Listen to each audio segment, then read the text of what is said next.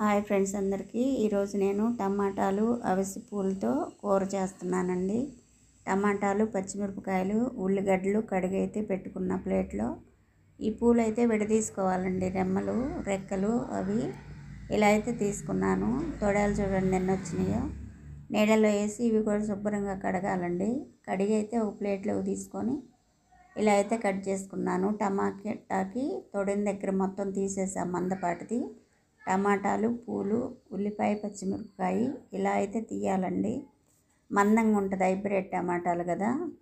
Stove మీద బాండీ పెట్టేసి ఆయిల్ వేసుకున్నాం కదా. ఇప్పుడు తాలింపు గింజలు కూడా వేసి వేగిందాక కలుపుకున్నాక ఉల్లిపాయలు, పచ్చిమిరపకాయ ముక్కలు అయితే వేసి ఇలా కలబెట్టుకోవాలి. ముందుగా అయితే పువ్వు వేస్తున్నాను. ఈ పువ్వు తింటే చాలా మంచిదండి. చాలా సున్నితంగా ఉంటుంది. అంత పువ్వు వేసాను కదా, చూడండి ఎంత అయిందో. కొంచెం అయిందండి, ఊరికనే ఉడికిపోయిద్ది, మెత్తపడిపోద్ది. ఇప్పుడైతే టమాటా ముక్కలు వేసాను కదా, చిన్నగా అయితే కలబెట్టుకోవాలి. ఇది గుంటగంటే కదండి, ముక్కల్లాగా ఉన్నాయి కదా, ఫ్రీగా అయితే తిరగలేదు నాకు.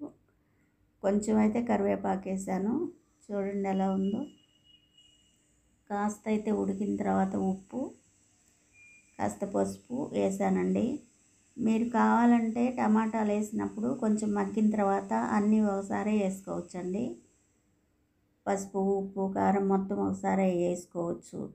ఇది అల్లం, ఎల్లిపాయ, చిన్న ముక్క అయితే కొబ్బరి అండి. చెక్క లవంగాలు ఏమీ వేయలేదు.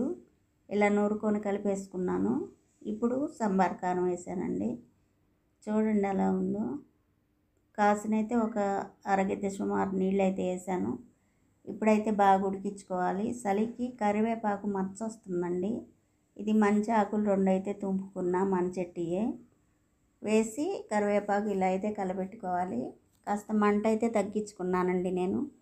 ఒకసారి చేసుకొని చూడండి మీరు కూడా, చాలా బాగుంటుందండి కూర.